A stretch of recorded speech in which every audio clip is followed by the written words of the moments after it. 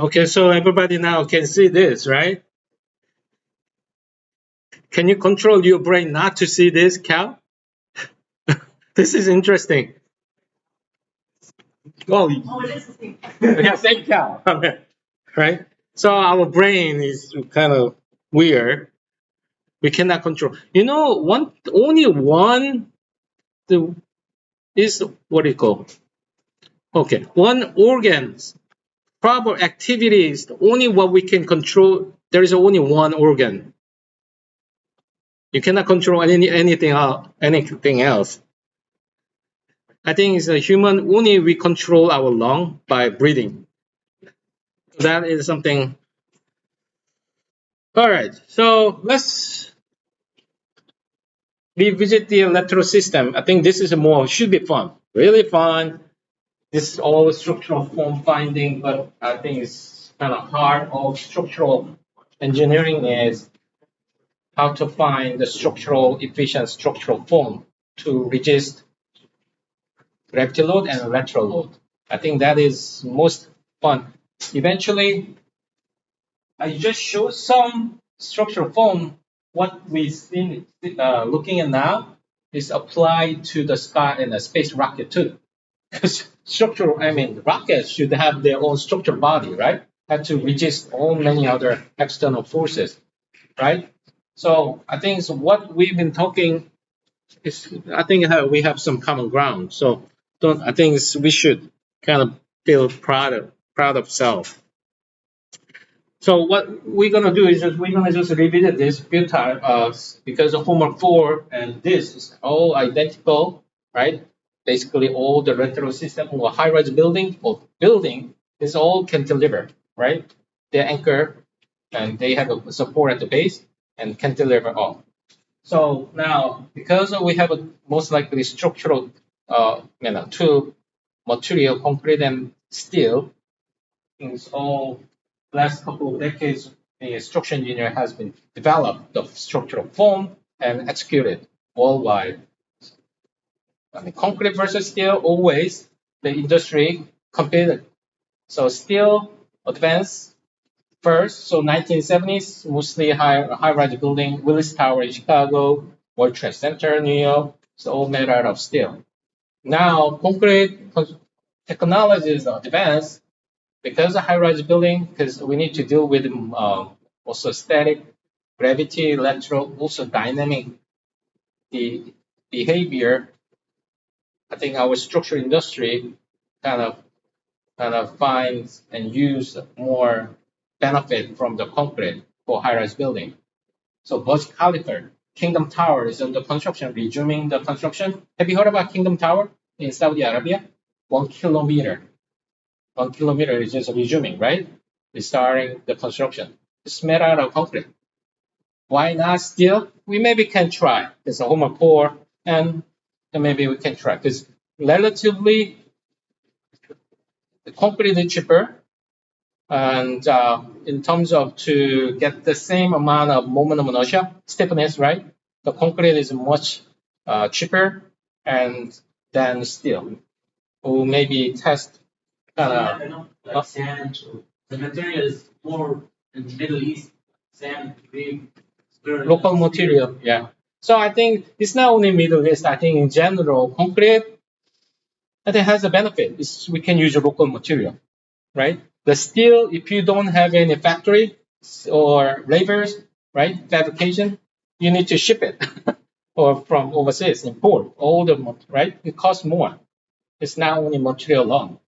So it depends on. So there is always kind of pro and cons, right? Concrete versus steel. So I want you to at least hopefully aware of it. There is no such a absolute solution. It depends on.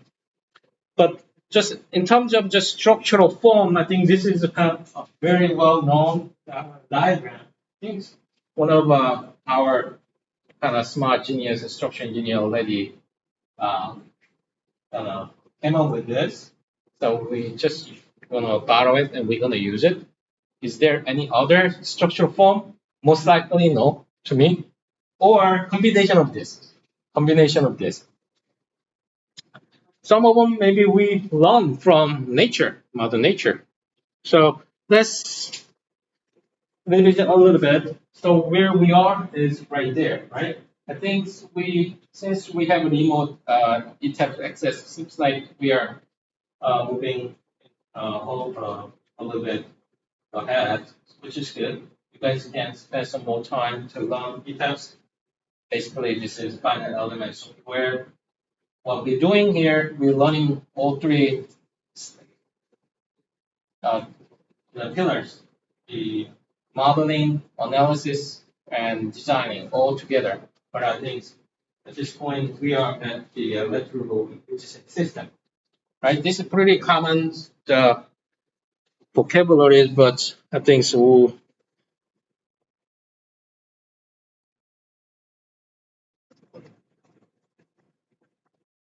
gonna get to maybe it's before we come back to this. Yep, let's briefly revisit this because we need to exercise then when right is good to use moment frame versus brace frame still, right? Or when is concrete is more makes sense than steel in general, because this is always kind of two alternate solution you're going to deal with. Obviously, local availabilities, right?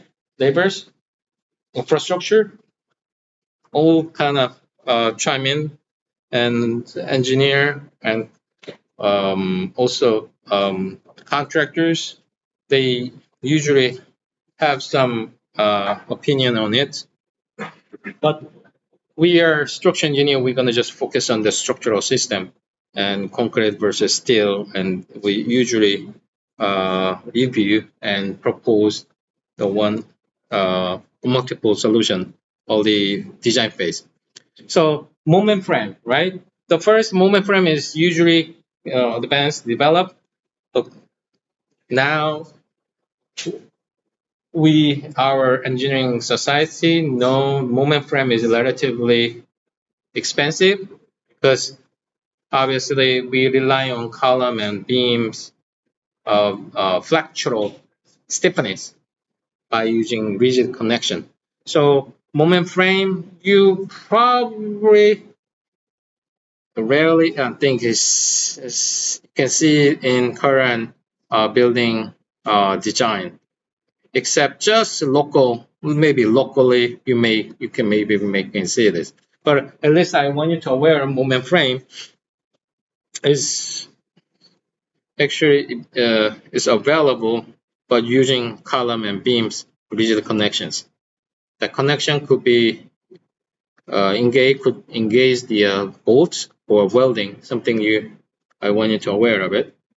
Now here, because first the brace frame is second alternative because obviously you know this brace frame is in other words is a truss, right?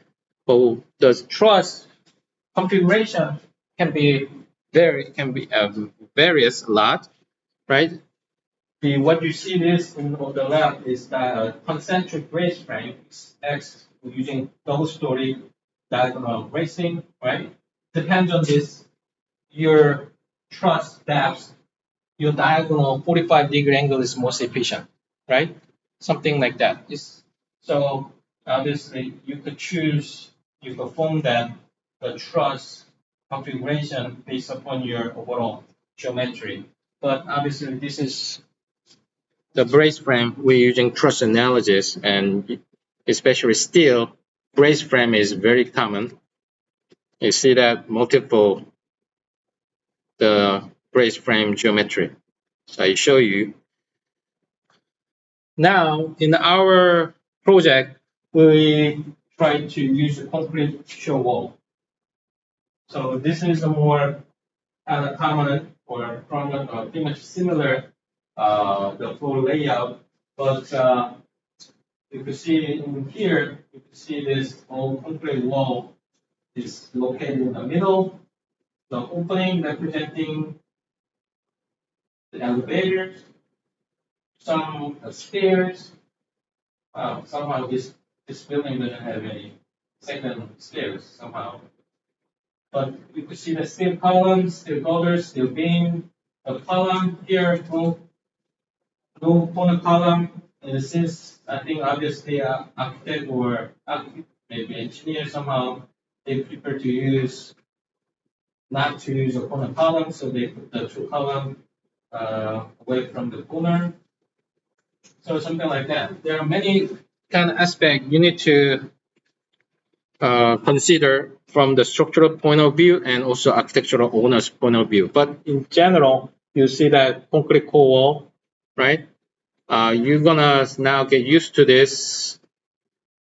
Though even concrete core wall, we differentiate it further based upon the detail level, which is special reinforced concrete shear wall, intermediate reinforced concrete shear wall, ordinary reinforced concrete shear wall. This is based upon the level of detail, typically for seismic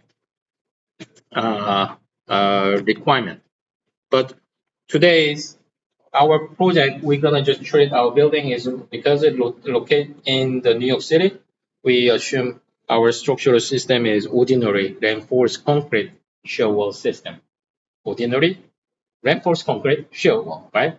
Basically, it's a concrete wall system, but it doesn't require much seismic detail. So I show you that how typically or practically the steel beam is connected to the concrete core wall. I think using an embedded steel plate. Okay.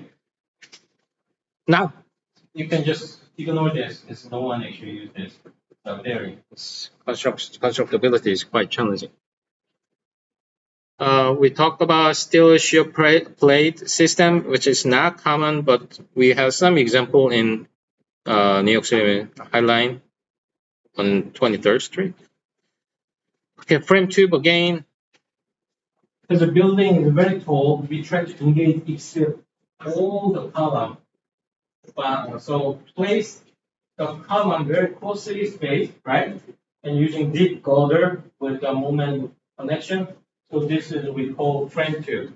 I think World Trade Center and Willis Tower, they adapt this frame tube. So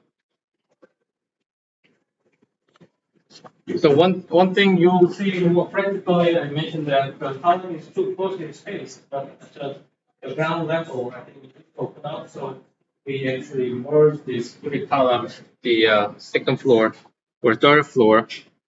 So this is something that also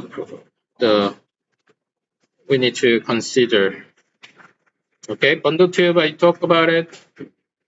Okay, John Hancock Tower, if you have a chance to visit the Chicago, yes, cannot miss it. The paper truss system, right? Steel truss, which we call bridge frame system.